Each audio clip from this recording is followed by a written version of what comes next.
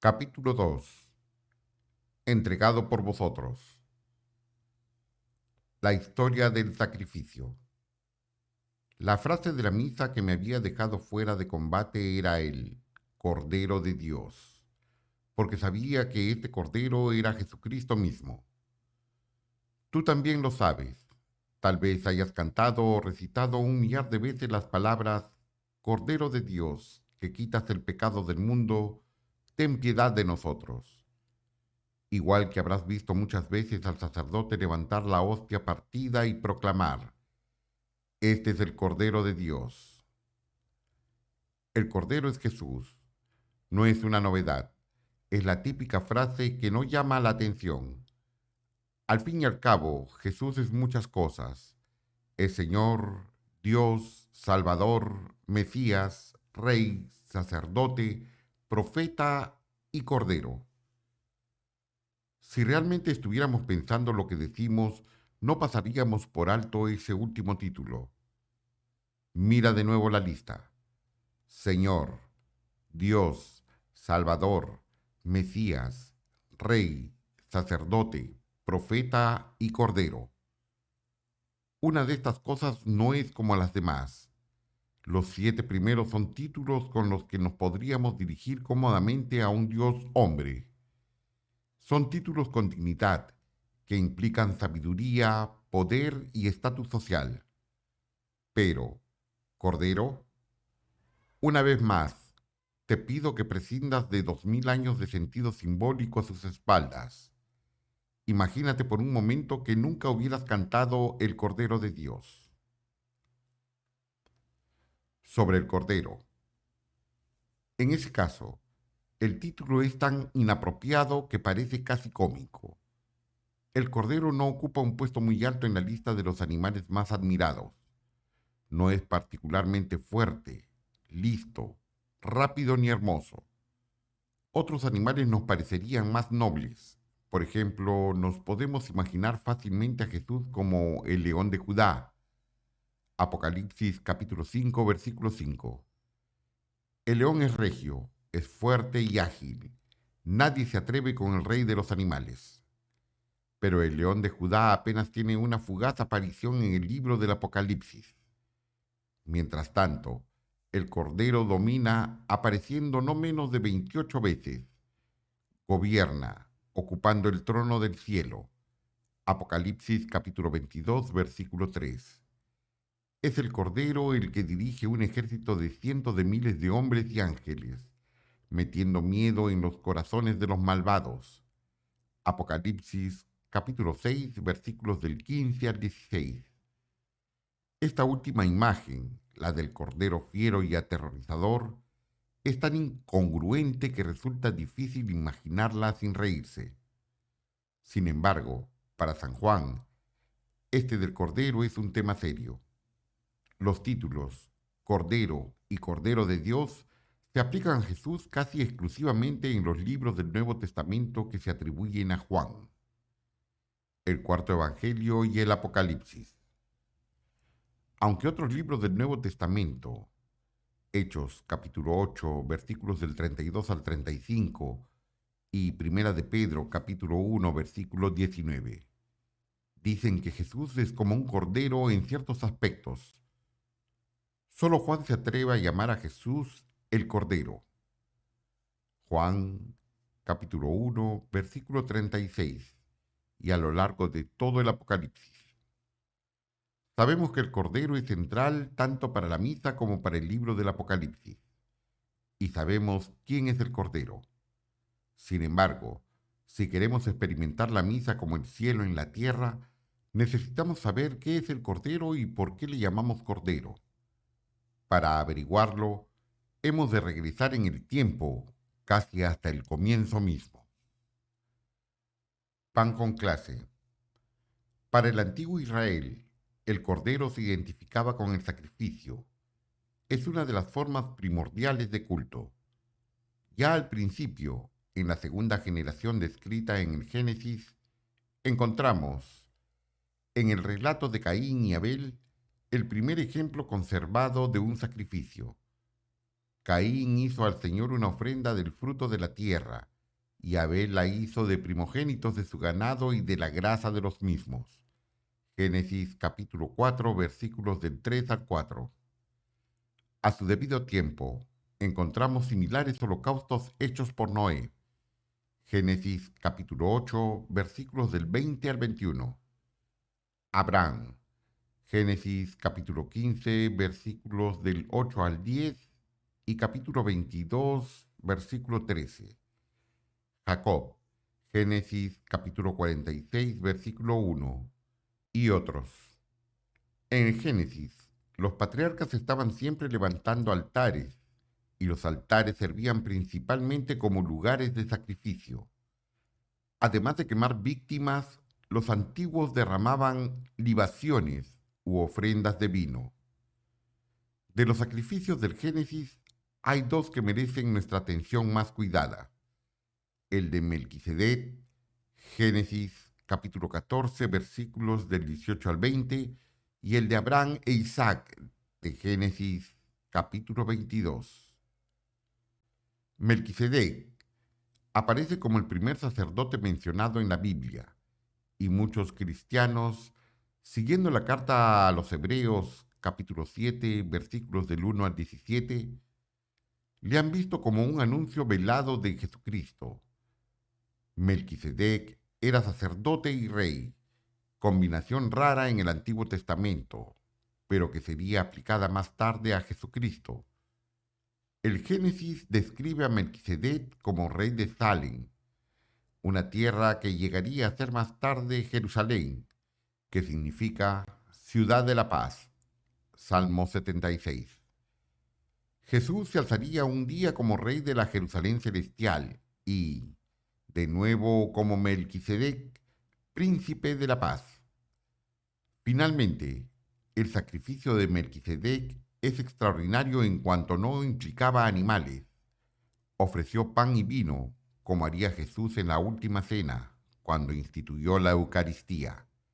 El sacrificio de Melquisedec terminó con una bendición sobre Abraham. La carga de Moría. El mismo Abraham volvería a visitar el lugar de Salem, unos años después, cuando Dios le pidió que hiciera un último sacrificio. En Génesis capítulo 22, Dios dice a Abraham: toma a tu hijo único Isaac, al que amas, y vete a la tierra de Moría, y ofrécelo como holocausto sobre uno de los montes. La tradición israelita, recogida en Segunda de Crónicas, capítulo 3, versículo 1, identifica a Moría con el futuro templo situado en Jerusalén.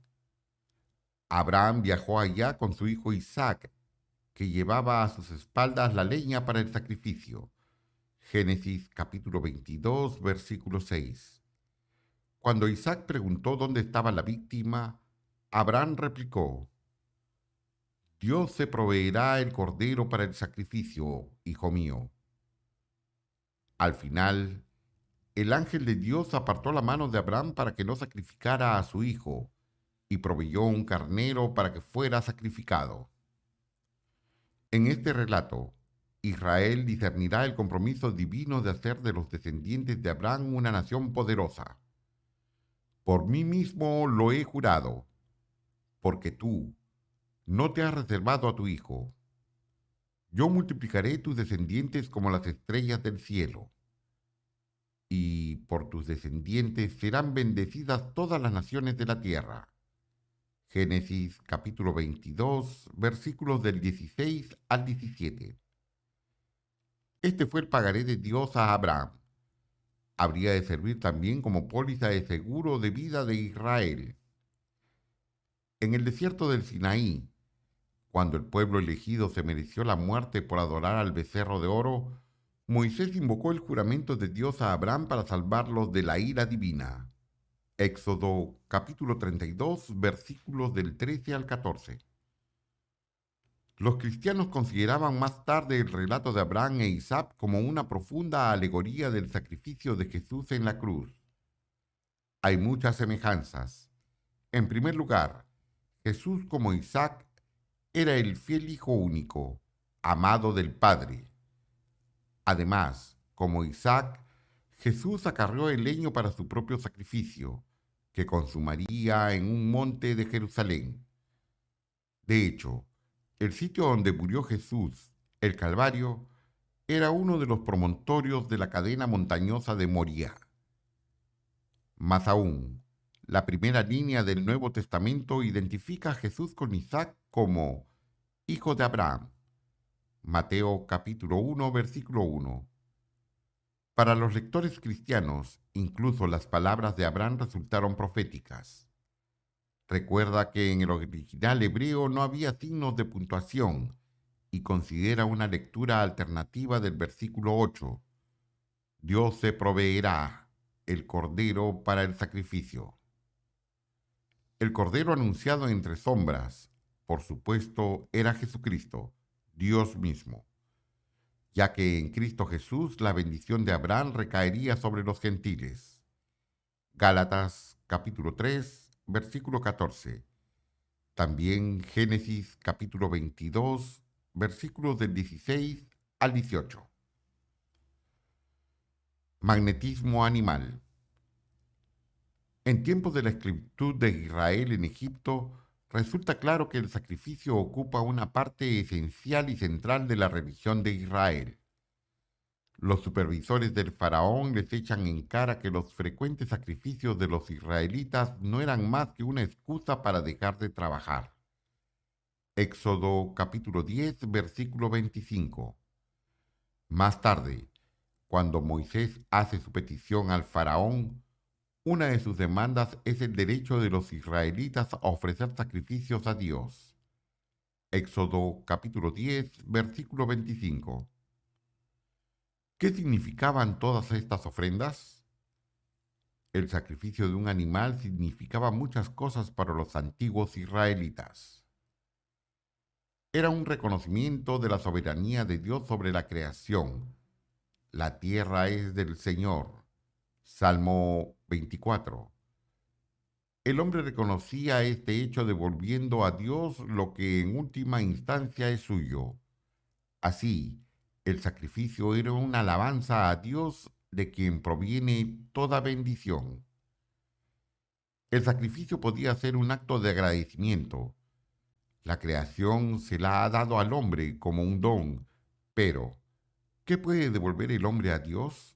Salmo 116. Solo podemos devolver lo que hemos recibido. Algunas veces el sacrificio servía como modo solemne de sellar un acuerdo o juramento, una alianza ante Dios. Génesis capítulo 21, versículos del 22 al 32. El sacrificio podía ser también un acto de renuncia y pesar por los pecados. La persona que ofrecía un sacrificio reconocía que sus pecados merecían la muerte. Ofrecía la vida de un animal en lugar de la suya propia. Contando ovejas. Pero el sacrificio central de la historia de Israel fue la Pascua, que precipitó la salida de Egipto de los israelitas. Para la Pascua, Dios ordenó que cada familia israelita tomase un cordero sin mancha y sin ningún hueso roto, lo matase y rociase su sangre en las jambas de la puerta. Esa noche, los israelitas debían comer el cordero. Si lo hacían, se perdonaría la vida de su primogénito. Si no lo hacían, su primogénito moriría esa noche, junto con todos los primogénitos de sus rebaños. Éxodo capítulo 12, versículos del 1 al 23. El cordero sacrificado moría a modo de rescate, en lugar del primogénito de la casa. La Pascua, por tanto, era un acto de redención, un volver a comprar. Dios no solo rescató a los hijos primogénitos de Israel, también los consagró como un reino de sacerdotes, una nación santa. Éxodo capítulo 19, versículo 6. Una nación a la que él llamaba su hijo primogénito. Éxodo capítulo 4, versículo 22. El Señor dijo a los israelitas: entonces, que conmemoraran la Pascua cada año, e incluso les dio las palabras que debían usar para explicar el ritual a las futuras generaciones. Cuando vuestros hijos os pregunten, ¿qué significa para vosotros este rito? Diréis, es el sacrificio de la Pascua del Señor, que pasó de largo de las casas del pueblo de Israel en Egipto, cuando golpeó a los egipcios. Éxodo capítulo 12, versículos del 26 al 27. Al entrar en la tierra prometida, los israelitas continuaron con sus sacrificios diarios a Dios, guiados ahora por las numerosas prescripciones de la ley que vemos enumeradas en el Levítico, Números y Deuteronomio. Por ejemplo, Levítico, capítulos del 7 al 9, Números, capítulo 28 y Deuteronomio, capítulo 16. Trono y altar, Jerusalén como capital real. Con el establecimiento del Templo de Jerusalén hacia el año 960 a.C., Israel ofreció sus sacrificios diarios a Dios Todopoderoso con un majestuoso ceremonial. Cada día los sacerdotes sacrificaban 2 corderos, uno por la mañana y otro por la tarde, para expiar por los pecados de la nación. Esos eran los sacrificios esenciales, pero a lo largo del día se elevaba el humo de muchos otros sacrificios privados. Machos cabríos, toros, tórtolas, palomas y carneros se ofrecían en el enorme altar de bronce que se levantaba al aire libre a la entrada del atrio interior del templo. El lugar santo del templo se encontraba detrás de ese altar, y el santo de los santos, el lugar de la morada de Dios, estaba más atrás. El altar del incienso se encontraba justo delante del santo de los santos. Solo los sacerdotes podían acceder al atrio interior del templo. Solo el sumo sacerdote podía entrar al santo de los santos, y tan solo podía hacerlo brevemente y una sola vez al año, en el día de la expiación, Yom Kippur, porque también el sumo sacerdote era un pecador y por tanto no era digno de estar en la presencia de Dios. El templo de Jerusalén recapitulaba todos los tipos de sacrificio que había habido antes, construido en el sitio donde Melquisedec había ofrecido pan y vino, y donde Abraham había ofrecido a su hijo, y donde Dios había hecho su juramento para salvar a todas las naciones. El templo servía como lugar permanente de los sacrificios, el principal de los cuales era idéntico al más antiguo sacrificio, el de Abel, el cordero. El día grande del sacrificio seguía siendo la fiesta de Pascua, cuando casi 2,5 millones de peregrinos abarrotaban Jerusalén procedentes de los rincones más lejanos del mundo conocido. El historiador judío del siglo I, Josefo, hace constar que, en la Pascua del año 70 después de Cristo, solo unos meses antes de que los romanos destruyesen el templo y unos 40 años después de la ascensión de Jesús, los sacerdotes ofrecieron más de 1/4 de millón de corderos en el altar del templo, 256.500 para ser precisos. Por dentro y por fuera, ¿eran todos estos sacrificios únicamente un ritual vacío? No, aunque el sacrificio por sí mismo era claramente insuficiente. Dios pedía también un sacrificio interior. El salmista declaraba que el sacrificio aceptable a Dios es un espíritu quebrantado. Salmo 51. El profeta Oseas hablaba de parte de Dios, diciendo, yo deseo un amor firme y no sacrificio, el conocimiento de Dios más que víctimas quemadas. Oseas capítulo 6, versículo 6. Pero la obligación de ofrecer sacrificios permanecía. Sabemos que Jesús observó las leyes judías relativas al sacrificio. Celebró la Pascua cada año en Jerusalén y presumiblemente comió el cordero sacrificado, al principio con su familia y después con sus apóstoles. Al fin y al cabo, no era una cuestión opcional. Consumir el cordero era la única forma por la que un fiel judío podía renovar su alianza con Dios, y Jesús era un fiel judío. Pero la Pascua tenía, en la vida de Jesús, una importancia mayor de lo normal. Era central para su misión. Era un momento definitivo. Jesús es el Cordero. Cuando Jesús estaba ante Pilatos, San Juan anota que era el día de la preparación de la Pascua. Era alrededor de la hora sexta. Juan capítulo 19, versículo 14. Juan sabía que la hora sexta era la hora en que los sacerdotes estaban empezando a sacrificar los corderos pascuales. Entonces, es el momento del sacrificio del Cordero de Dios. A continuación, Juan se refiere a que ninguno de los huesos de Jesús fue quebrado en la cruz, para que se cumpliera la Escritura. Juan capítulo 19, versículo 36.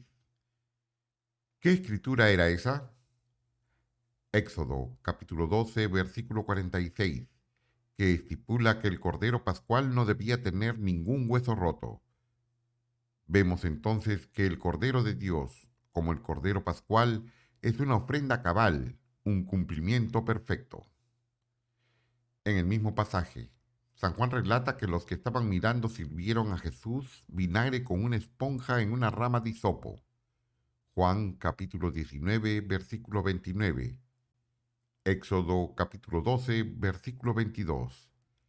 El hisopo era la rama prescrita por la ley para rociar la sangre del cordero. Así pues, esta simple acción marca el cumplimiento de la nueva y perfecta redención. Y Jesús gritó: «Está consumado». Finalmente, al hablar del vestido de Jesús a la hora de la crucifixión, Jesús usa el término preciso para designar las vestiduras que llevaba el sumo sacerdote cuando ofrecía sacrificios como el del Cordero Pascual. Ritual de la víctima. ¿Qué podemos concluir de todo esto? San Juan nos aclara que, en el nuevo y definitivo sacrificio pascual, Jesús es al mismo tiempo sacerdote y víctima.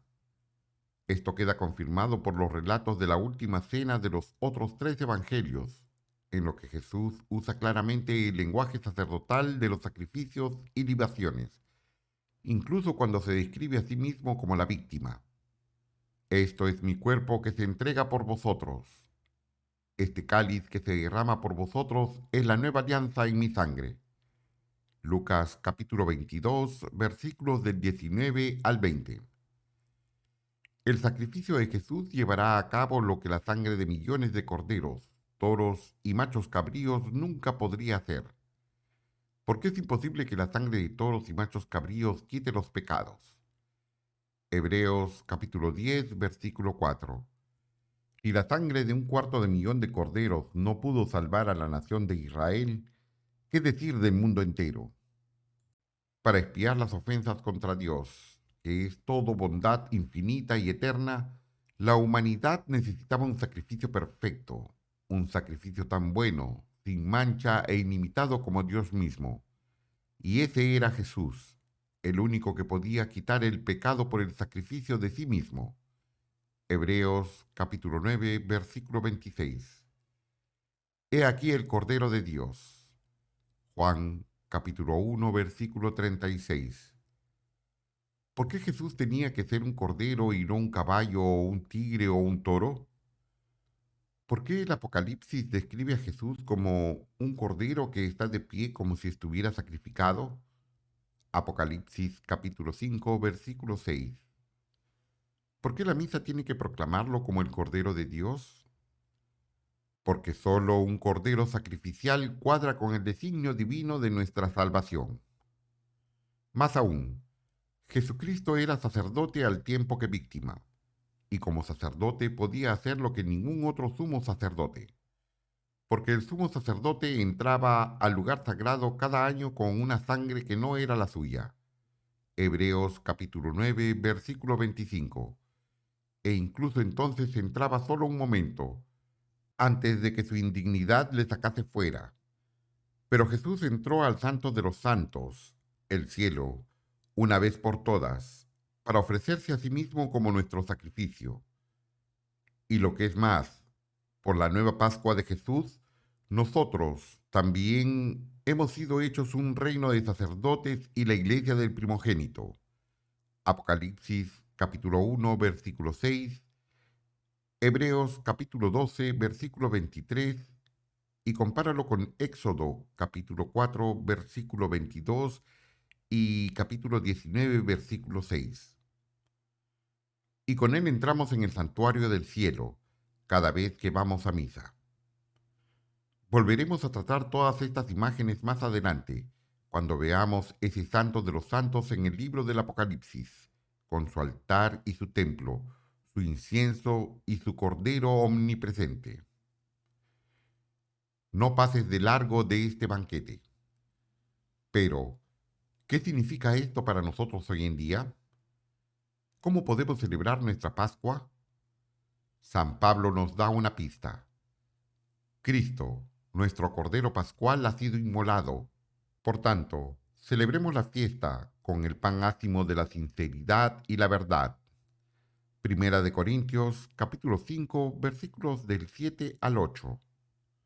Nuestro Cordero Pascual es, pues, pan ácimo. Nuestra fiesta es la misa. Primera de Corintios, capítulo 10, versículos del 15 al 21 y capítulo 11, versículos del 23 al 32. A la clara luz de la nueva alianza, los sacrificios de la antigua alianza encuentran sentido como preparación para el único sacrificio de Jesucristo, nuestro Rey y sumo sacerdote en el santuario del cielo. Y es este único sacrificio el que ofrecemos con Jesús en la misa. Con esta luz vemos con nueva claridad las plegarias de la misa. Te ofrecemos su cuerpo y su sangre, sacrificio agradable a ti y salvación para todo el mundo. Dirige tu mirada sobre esa víctima que tú mismo has preparado a tu iglesia. Plegaria Eucarística Cuarta. Te ofrecemos, Dios de gloria y majestad, de los mismos bienes que nos has dado, el sacrificio puro, inmaculado y santo. Mira con los ojos de bondad esta ofrenda y acéptala, como aceptaste los dones del justo Abel, el sacrificio de Abraham, nuestro padre en la fe, y la oblación pura de tu sumo sacerdote Melquisedec. Te pedimos humildemente, Dios Todopoderoso, que esta ofrenda sea llevada a tu presencia hasta el altar del cielo, por manos de tu ángel. Plegaria Eucarística Primera. No es suficiente con que Cristo derrame su sangre y muriese por nosotros. Ahora nos toca cumplir nuestra parte. Como en la antigua alianza, así en la nueva, si quieres marcar tu alianza con Dios, sellar tu alianza con Dios, renovar tu alianza con Dios, tienes que comer el cordero pascual que es nuestro pan sin levadura. Empieza a sonar familiar. Si no coméis la carne del Hijo del Hombre y no bebéis su sangre, no tenéis vida en vosotros. Juan capítulo 6, versículo 53. Rentabilizar la inversión.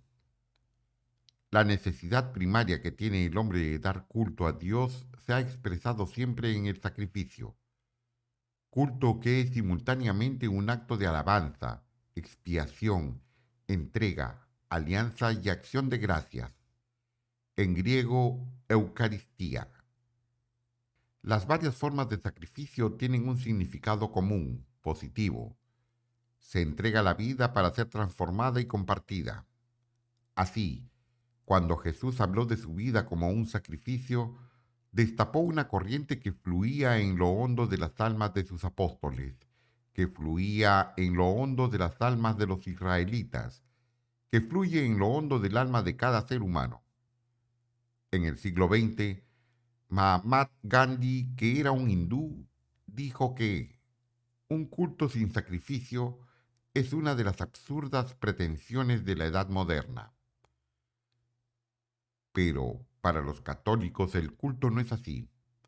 Nuestro acto supremo de culto es un acto supremo de sacrificio, la cena del Cordero, la misa. El sacrificio es una necesidad del corazón humano, pero hasta Jesús, ningún sacrificio podría ser suficiente. Recuerda el Salmo 116, Versículo 12. ¿Cómo haré para devolver al Señor todo el bien que me ha hecho? ¿Cómo, pues? Dios sabía perfectamente cuál debía ser nuestra respuesta. Alzaré la copa de la salvación e invocaré el nombre del Señor. Salmo 116, versículo 13.